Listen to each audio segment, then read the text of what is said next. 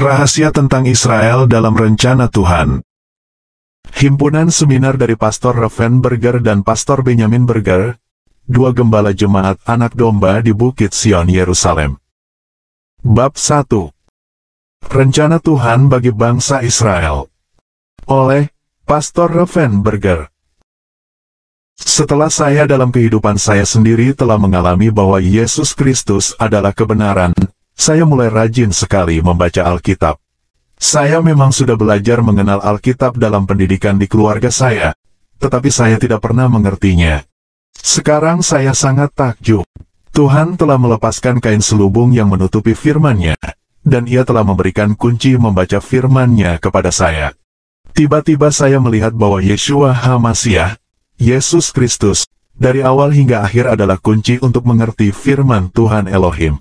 Saya menemukan bahwa Tuhan mempunyai rencana untuk hidup pribadi saya dan bagi seluruh dunia, dan juga untuk bangsa saya. Ini rencana Tuhan dari kasih dan kebenaran-Nya.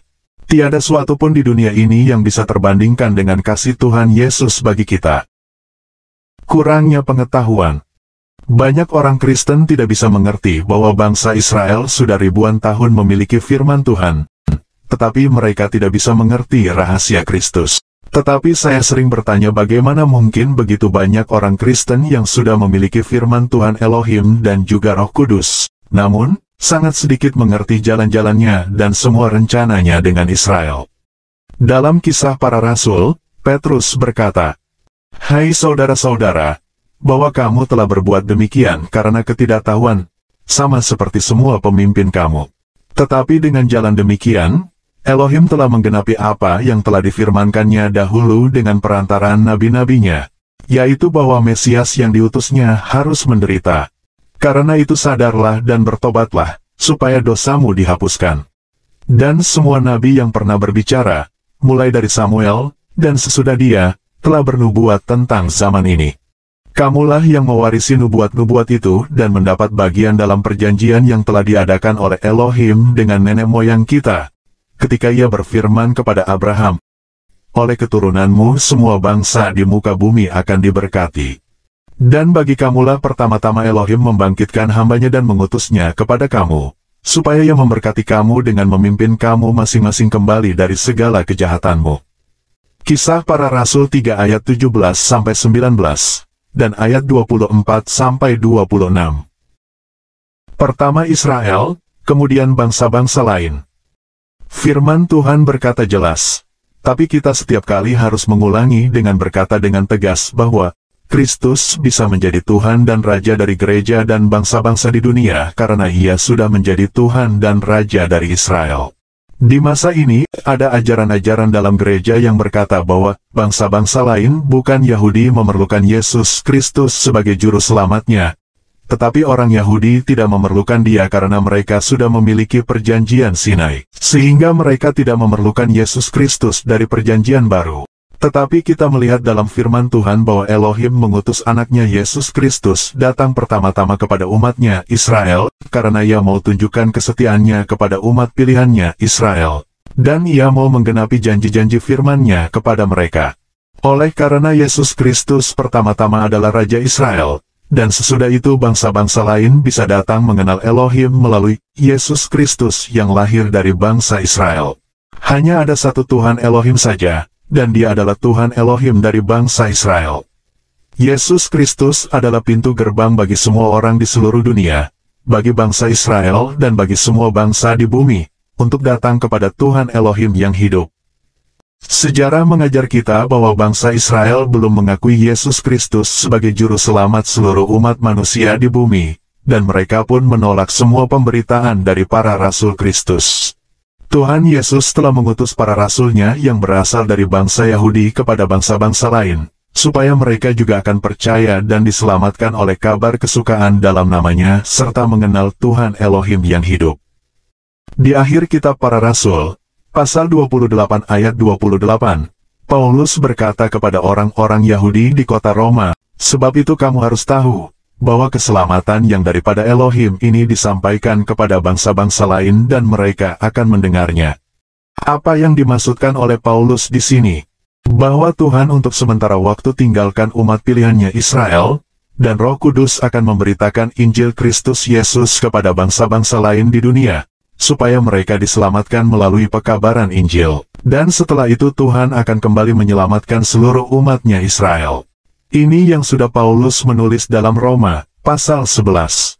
Paulus menulis dalam surat Roma, pasal 9-11 tentang kedudukan sangat istimewa dari bangsa Israel di hadapan Tuhan Elohim dan sekaligus menasihati orang-orang Kristen bukan Yahudi supaya tidak berlaku sombong terhadap bangsa Israel. Dalam Roma 11 ayat 17 dan 18, Paulus menulis, "Karena itu apabila beberapa cabang telah dipatahkan dan kamu sebagai tunas liar telah dicangkokkan di antaranya dan turut mendapat bagian dalam akar pohon zaitun yang penuh getah, janganlah kamu bermegah terhadap cabang-cabang itu.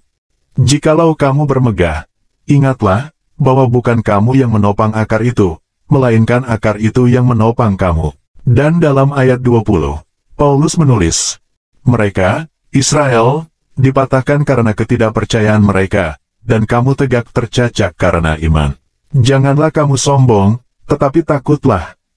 Rasul Paulus mengerti bahwa Tuhan Elohim sudah memulai sesuatu yang sangat baru, yakni, semua bangsa di dunia kini sudah memasuki keselamatan dalam Tuhan Yesus Kristus. Namun ia tidak tinggalkan umatnya Israel karena sekali kelak ia akan kembali menyelamatkan seluruh umat pilihannya Israel.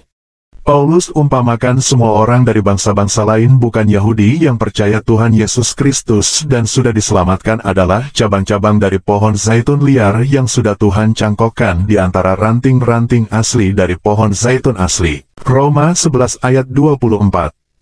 Pohon zaitun asli adalah bangsa Israel sebagai umat pilihan Tuhan sendiri.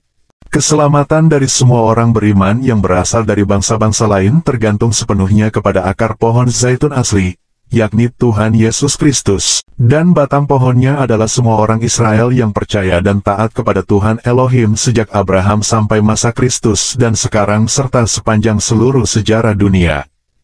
Tuhan Yesus sudah datang ke dunia untuk menyelamatkan semua orang Israel dan semua orang dari antara semua bangsa di dunia yang percaya dan taat kepadanya.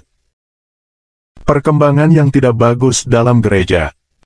Jika kita memperhatikan awal sejarah gereja dengan baik, maka kita dapat mengerti mengapa Paulus menulis kepada gereja di Roma, "Janganlah kamu sombong, tetapi takutlah."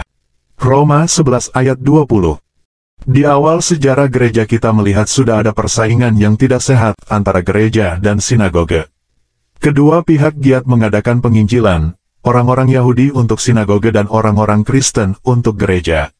Jika kita mempelajari sejarah bapak-bapak gereja, kita melihat sejak awal sekali mereka sudah melahirkan dan mengembangkan ajaran yang kita kenal dengan nama replacement theology atau teologi penggantian. Ajaran ini berkata, orang-orang Yahudi telah mendatangkan kutuk ke atas dirinya dan kutuk itu akan ada untuk selama-lamanya, karena mereka menolak Tuhan Yesus Kristus. Oleh karena bangsa Yahudi terkena kutuk, maka gerejalah yang sekarang mewarisi semua berkat yang tadinya Tuhan Elohim peruntukkan kepada bangsa Israel. Dalam ajaran itu mereka menamakan gereja sebagai Israel baru, atau Israel rohani.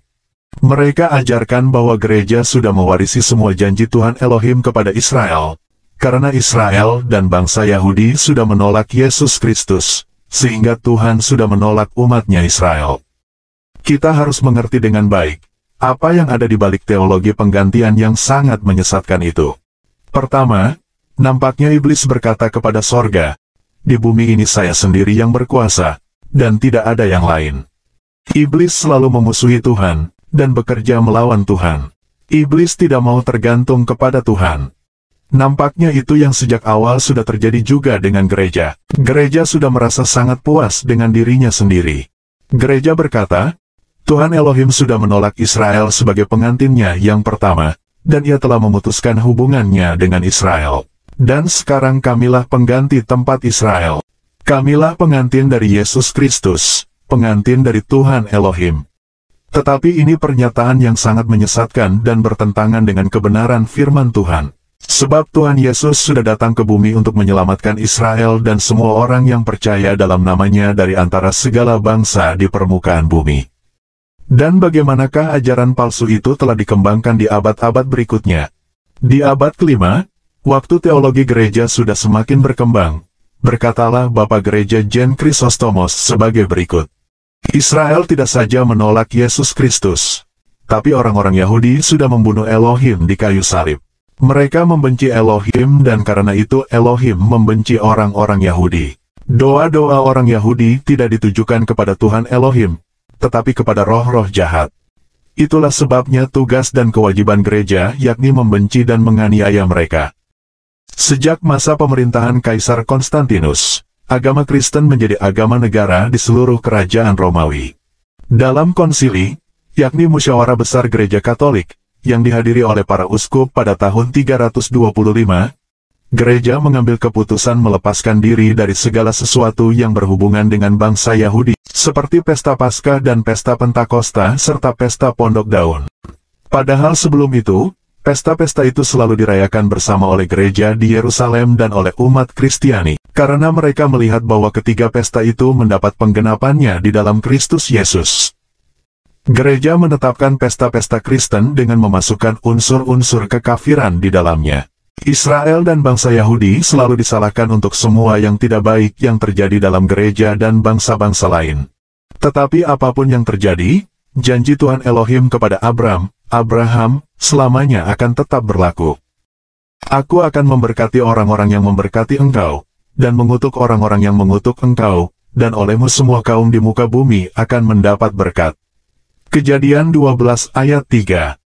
Sikap dan perbuatan gereja terhadap Israel dan bangsa Yahudi telah mendatangkan murka Tuhan atas gereja karena mengajarkan kepalsuan bahwa gereja adalah Israel rohani yang sudah menggantikan tempat Israel. Dengan berkata dan berbuat demikian, gereja sudah mencabut pohon zaitun sejati, yakni Israel dalam Roma 11, dan menggantikannya dengan pohon zaitunnya sendiri yang bernama gereja.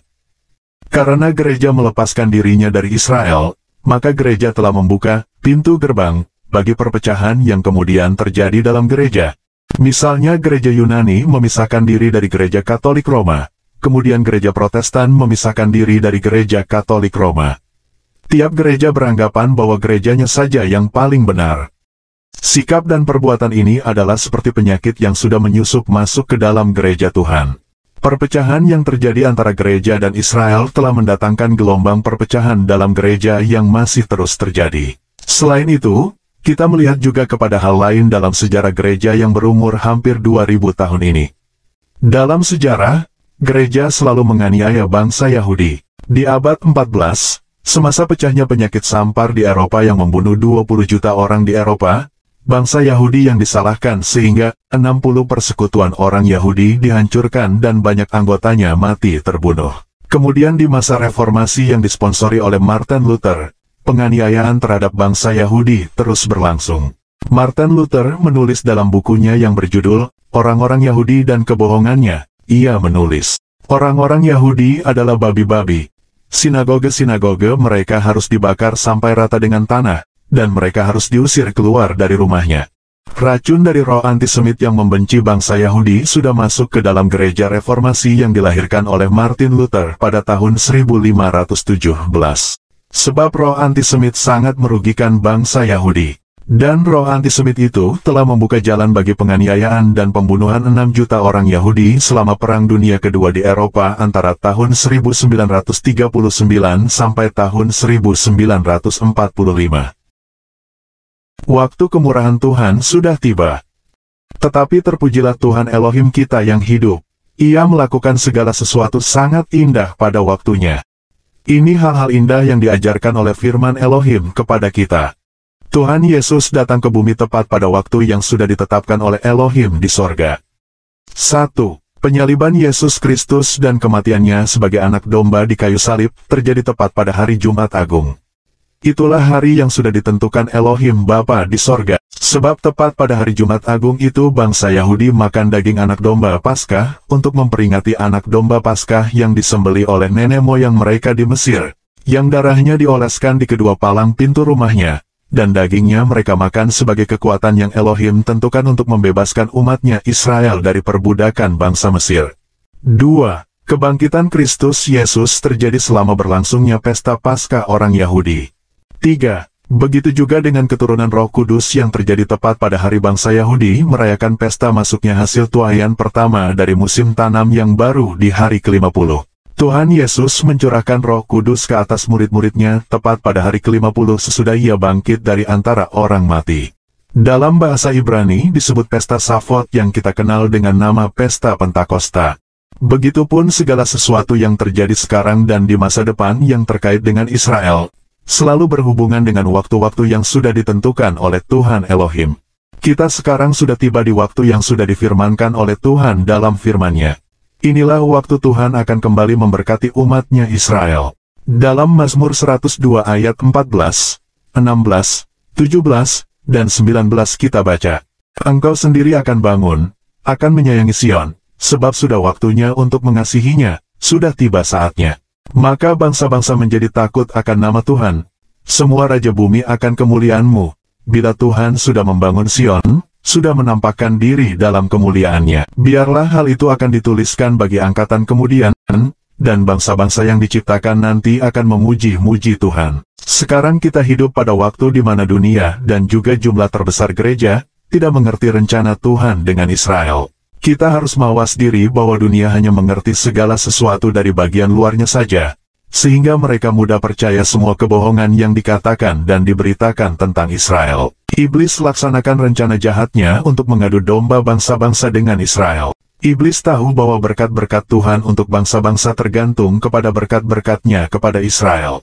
Tetapi Tuhan memiliki urutan prioritas yakni, pertama Israel, kemudian bangsa-bangsa lain. Ini kita lihat juga dalam Perjanjian Baru. Berita Injil adalah pertama-tama kepada Israel, kemudian kepada bangsa Yunani, dan akhirnya kepada bangsa-bangsa lain di bumi. Sekarang Tuhan mau tunjukkan kepada kita bahwa Ia setia kepada firman-Nya, dan Ia tidak pernah melupakan umat-Nya Israel. Di sepanjang sejarah dunia kita melihat bahwa iblis mau gunakan bangsa-bangsa di dunia untuk menghancurkan bangsa Israel. Apabila orang mengunjungi Israel, mereka bisa melihat bahwa pembunuhan 6 juta orang Yahudi di Eropa selama Perang Dunia Kedua telah meninggalkan bekas-bekas luka yang sangat dalam di hati orang Yahudi. Itulah sebabnya kita dapat mengerti kekerasan yang sering terjadi di Israel. Dan ini berhubungan erat dengan ketakutan mereka bahwa Holocaust yang pernah terjadi di Eropa dengan mati terbunuhnya 6 juta orang Yahudi akan terulang lagi. Dan mereka akan kembali mengalami kekejaman seperti itu. Selain itu, terdapat luka yang mendalam di hati mereka dalam relasinya dengan Tuhan Elohim, karena mereka berpikir Tuhan telah meninggalkan mereka waktu mereka sangat menderita penganiayaan dan pembunuhan yang sangat kejam dalam Perang Dunia Kedua di Eropa. Orang-orang Yahudi dengan tubuh telanjang dimasukkan hidup-hidup ke dalam rumah-rumah yang sudah dipenuhi dengan gas beracun. Dalam sekejap saja mereka semua mati, dan sesudah itu tubuh mereka dibakar menjadi abu. Jumlah terbesar orang Yahudi yang mati terbunuh ialah semua orang tua, semua wanita hamil dan anak-anak. Karena penderitaan mereka yang sangat besar itu terdapat juga luka yang sangat dalam di hati mereka dalam hubungannya terhadap bangsa-bangsa di dunia. Mereka berpikir bahwa bangsa-bangsa bisa kembali mengkhianati Israel dan menghancurkan mereka. Ada kebenarannya dalam ketakutan mereka, tetapi bukan karena Tuhan telah meninggalkan mereka. Jika Tuhan Elohim tidak memihak kepada umat-Nya Israel, maka bangsa itu sudah lama terpunahkan dari permukaan bumi. Tuhan mau memberikan kesembuhan. Tuhan mau memberikan kesembuhan kepada Israel dan bangsa Yahudi. Ia mau memberikan kasih dan rahmat-Nya untuk menyembuhkan luka-luka di hati bangsa Yahudi. Tetapi Tuhan juga mau menyembuhkan gereja-Nya di dunia. Inilah keinginan besar yang terkandung di hati Tuhan. Tuhan tidak membawa bangsa Yahudi kembali ke tanah perjanjian semata-mata, karena Ia telah memberikan negeri itu kepada nenek moyangnya dan kepada mereka. Kita harus memikirkan hal-hal lain yang lebih penting daripada itu. Banyak orang Kristen berkata bahwa bangsa Yahudi tidak memerlukan tanah airnya karena kita sekarang hidup di masa perjanjian baru. Tetapi jika kita mempelajari firman Tuhan dengan teliti, kita melihat bahwa tanah perjanjian merupakan bagian dari satu perjanjian Tuhan yang tetap berlaku selama bumi ini ada. Ini pertimbangan pertama. Pertimbangan lainnya, Tuhan sudah berjanji bahwa Ia akan mengumpulkan bangsa Israel dari seluruh pelosok bumi dan membawa mereka kembali ke tanah perjanjian. Dan Ia tidak pernah lagi akan keluarkan mereka dari tanah airnya. Namun demikian, Tanah Perjanjian bukanlah tujuan terutama dari kembalinya bangsa Yahudi ke Israel. Tujuan terutama dari Tuhan Elohim membawa umatnya Israel kembali ke Tanah Perjanjian yaitu supaya bangsa Yahudi akan percaya Yesus Kristus, sehingga mereka akan menjadi berkat bagi semua bangsa di bumi. Tetapi untuk itu bangsa Yahudi harus terlebih dahulu percaya Yesus Kristus. Dan awalnya sudah mulai Tuhan lakukan di Israel dengan terbentuknya jemaat-jemaat Yahudi Mesianik di Israel. Tuhan selalu mulai dengan sesuatu yang kecil yang berangsur-angsur akan Ia tumbuhkan. Tuhan selalu mulai dengan satu awal yang kecil dan kudus sebagai hasil pertama dari tuaian yang sudah masuk, yakni orang-orang Yahudi yang percaya Yesus Kristus. Dan dengan merekalah, Elohim sedang bekerja untuk membawa seluruh bangsa Yahudi kepada anaknya Yesus Kristus. Itulah misteri Yerusalem seperti yang kita baca dalam Mazmur 102 ayat 17. Maka bangsa-bangsa menjadi takut akan nama Tuhan, dan semua raja bumi akan kemuliaan-Mu, bila Tuhan sudah membangun kembali Sion, dan menampakkan diri dalam kemuliaannya. Kita harus mengerti bahwa kunci pemulihan dan penyembuhan serta kunci kesatuan sangat berhubungan erat dengan Yerusalem. Dalam Efesus 2 ayat 14-16 kita baca, "Karena Dialah, Kristus, damai sejahtera kita, yang telah mempersatukan kedua pihak dan yang telah merubuhkan tembok pemisah, yaitu perseteruan. Sebab dengan matinya sebagai manusia, Ia telah membatalkan hukum Taurat dengan segala perintah dan ketentuannya, untuk menciptakan keduanya, Yahudi dan bukan Yahudi yang percaya Kristus, menjadi satu manusia baru di dalam dirinya, dan dengan itu mengadakan damai sejahtera, dan untuk mendamaikan keduanya, di dalam satu tubuh, dengan Elohim oleh salib, dengan melenyapkan perseteruan pada salib itu." Di zaman dulu dalam bait suci di Yerusalem terdapat tembok pemisah antara orang-orang Yahudi dan orang-orang beriman dari bangsa-bangsa lain yang sudah masuk agama Yahudi yang beribadah di bait suci.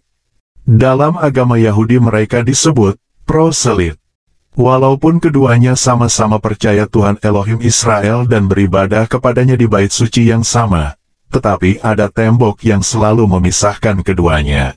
Tetapi Tuhan Yesus Kristus oleh kematiannya di kayu salib telah merobohkan tembok pemisah itu dan menjadikan orang-orang Yahudi yang percaya Kristus dan bangsa-bangsa lain yang juga percaya Kristus sudah menjadi satu manusia baru di dalam dirinya. Sebab di dalam Kristus Yesus kita sudah menjadi satu umat dari Tuhan Elohim. Yerusalem berbicara kepada kita tentang kenyataan ini yang begitu penting dalam hati Tuhan yang telah memilih Yerusalem. Di Yerusalem, Kristus Yesus mati di kayu salib. Di Yerusalem, Ia bangkit dari antara orang mati. Dari Yerusalem, Ia naik ke sorga. Di Yerusalem, Ia mencurahkan Roh Kudus dan membentuk jemaat perjanjian baru yang pertama di bumi. Semuanya terjadi di Yerusalem. Oleh kematiannya di kayu salib, Kristus telah merubuhkan tembok yang memisahkan umat tebusannya yang berasal dari bangsa Yahudi dan bangsa-bangsa lain di bumi. Dan Ia telah menjadikan keduanya menjadi satu manusia baru di dalam dirinya. Berkat-berkat yang Elohim mau curahkan ke atas umatnya yang percaya anaknya Yesus Kristus di akhir zaman sangat berhubungan erat dengan proses penyembuhan hubungan antara bangsa Yahudi dengan semua bangsa lain di dunia. Tuhan hanya akan memberikan berkat akhir zaman ini apabila pendamaian antara kedua pihak sudah menjadi satu kenyataan yang hidup demi kemuliaan namanya. Apa yang sekarang kita lihat di Israel yang begitu indahnya, yakni, banyak sekali orang Yahudi tinggalkan Rusia untuk pulang ke Tanah Perjanjian. Selain itu, apa yang dikatakan oleh Tuhan Yesus dalam Lukas 21 ayat 24 sudah digenapi pada tahun 1967. Tuhan Yesus sudah bernubuat. Yerusalem akan diinjak-injak oleh bangsa-bangsa yang tidak mengenal Elohim, sampai genaplah zaman bangsa-bangsa itu. Kita sekarang sudah sampai kepada penggenapan nubuatan itu. Ini berarti Tuhan akan berikan kepada bangsa Israel tempatnya kembali di antara bangsa-bangsa di dunia. Itulah sebabnya mengapa mata seluruh dunia selalu tertuju ke Yerusalem dan Israel. Jika di Israel terjadi hal-hal apapun juga, di hari yang sama seluruh dunia sudah tahu dan diberitakan secara luas. Tetapi jika di negara-negara lain terjadi hal-hal yang lebih besar yang kurang baik, tidak diberikan banyak perhatian ke sana. Di masa sekarang Tuhan memberikan kembali tempat penting kepada persekutuan orang-orang Yahudi Mesianik di Yerusalem dan Israel, karena waktu dari bangsa-bangsa lain untuk menginjak-injak Yerusalem sudah menjadi genap. Tuhan sekarang berkata, Aku tidak memberikan berkat-berkat akhir zaman kepada gereja dan bangsa-bangsa sebelum aku memberikannya kepada Israel dan umat Yahudi Mesianik. Aku baru akan memberikan berkat akhir zamanku kepada gereja dan bangsa-bangsa di bumi setelah mereka mengakui tempat Israel dan orang Yahudi Mesianik dalam gereja dan di antara bangsa-bangsa di dunia. Di tahun-tahun terakhir kita saksikan secara mengherankan bagaimana ribuan orang Yahudi dari berbagai negara di dunia menerima wahyu dari Elohim bahwa Yesus dari Nazaret adalah Sang Mesias. Mujizat ini terjadi di banyak negara di Eropa, Afrika dan Amerika, dan banyak terjadi secara mengherankan di Israel selama 10 tahun terakhir. Orang-orang Yahudi yang percaya Yesus Kristus di abad-abad lalu biasanya menggabungkan diri kepada Gereja Katolik Roma atau Gereja Protestan. Tetapi sekarang apa yang ditulis oleh Rasul Paulus dalam Roma, pasal 11, sudah mulai digenapi. Bahwa orang-orang Yahudi yang percaya Tuhan Yesus Kristus adalah ibarat ranting-ranting dari pohon zaitun asli yang Tuhan tanam kembali pada pohon zaitunnya yang asli. Kita melihat bahwa orang-orang Yahudi yang percaya Tuhan Yesus membentuk jemaat-jemaatnya sendiri, tanpa harus bergabung dengan Gereja Katolik Roma dan Gereja Protestan. Dengan begitu kami orang Yahudi Mesianik menerima warisan kami yang sudah diberikan oleh Elohim dalam Kristus dalam Perjanjian Baru. Dan apa yang sekarang terjadi di Israel sangat indah. Banyak orang Yahudi percaya Tuhan Yesus. Mereka tidak saja menjadi orang percaya, tetapi mereka benar-benar menjadi murid Yesus. Mereka mengasihi Dia serta menjadi pengikutnya dan hidup bagi Dia. Dan mereka bersaksi secara terbuka tentang Yesus Kristus kepada bangsa Yahudi. Bagi kami inilah yang dimaksudkan oleh Yohanes Pembaptis. Luruskanlah jalan Tuhan. Yohanes 1 ayat 23. Waktu kami tiba 40 tahun yang lalu di Israel, kami bersaksi secara terbuka kepada bangsa kami tentang Tuhan Yesus. Lalu bangsa kami yang tidak percaya kepadanya memandang kami sebagai orang kafir dan pengkhianat-pengkhianat terbesar dari bangsa kami sendiri. Mereka melihat kami sebagai orang Yahudi yang memihak kepada orang-orang Kristen yang menganiaya dan membunuh berjuta-juta orang Yahudi sepanjang sejarah gereja, khusus dalam Perang Dunia Kedua di Eropa, antara tahun 1939 sampai tahun 1945. Tetapi di tahun-tahun terakhir di Israel kami melihat banyak orang Yahudi percaya Yesus Kristus dan mereka tetap menjadi orang-orang Yahudi, dan tidak lagi dipandang sebagai orang-orang kafir oleh bangsa Yahudi. Catatan, sebelum itu orang-orang Yahudi yang percaya Yesus sebagai Sang Mesias selalu dilihat oleh orang-orang Yahudi yang menolak Yesus Kristus sebagai bukan lagi orang-orang Yahudi, tetapi mereka sudah menjadi orang-orang kafir. Di sisi lain, kita melihat Tuhan Elohim secara mengherankan membuka mata orang-orang Kristen di seluruh dunia untuk melihat hubungan Alkitabiah mereka dengan Israel. Kami sudah bertemu banyak orang Kristen yang menerima ilham dari Tuhan tentang rencana-rencananya dengan umatnya Israel. Bahkan mereka memiliki kasih murni dan mendalam terhadap Israel dan bangsa Yahudi. Dan ada juga orang-orang Kristen yang tadinya sangat membenci orang Yahudi, antisemitik, tetapi sekarang Tuhan sudah membebaskan mereka dari roh antisemitisme, dan mereka sekarang sangat mengasihi Israel. Di Israel sekarang hidup orang-orang Kristen dari beraneka ragam bangsa di dunia yang mau melayani dan menunjukkan kasih Kristus kepada bangsanya Israel.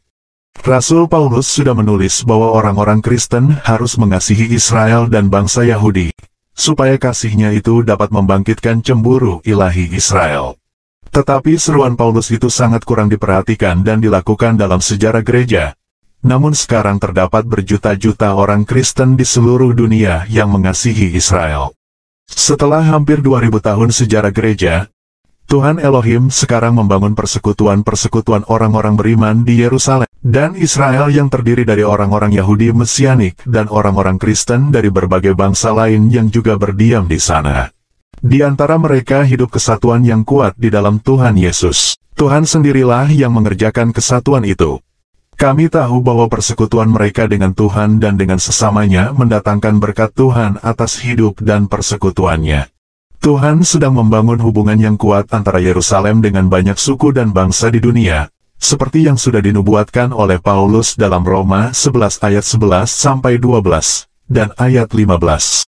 Tetapi oleh pelanggaran mereka, bangsa Israel, keselamatan telah sampai kepada bangsa-bangsa lain, supaya membuat mereka cemburu. Sebab jika pelanggaran mereka berarti kekayaan bagi dunia, dan kekurangan mereka kekayaan bagi bangsa-bangsa lain, terlebih-lebih lagi kesempurnaan mereka. Sebab jika penolakan mereka berarti perdamaian bagi dunia, dapatkah penerimaan mereka mempunyai arti lain daripada hidup dari antara orang mati?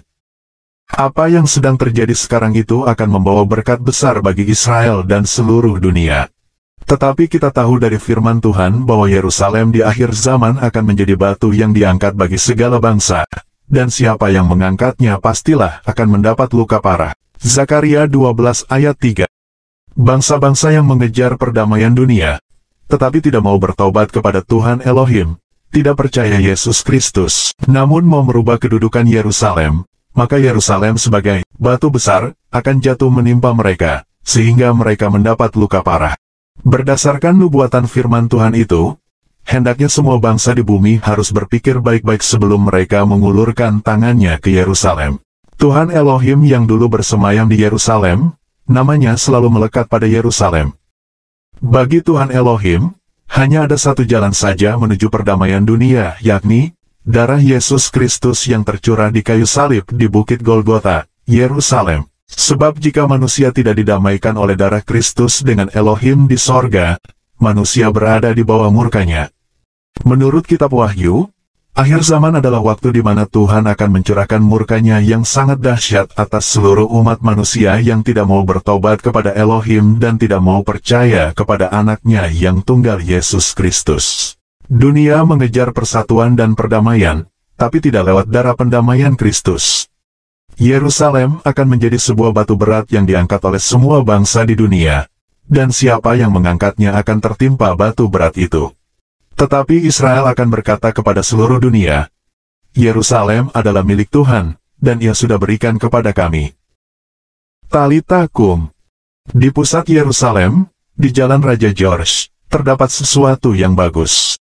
Di sana ada sisa-sisa peninggalan dari sebuah rumah sekolah, yakni sebuah tembok dan ruangan pintu masuk.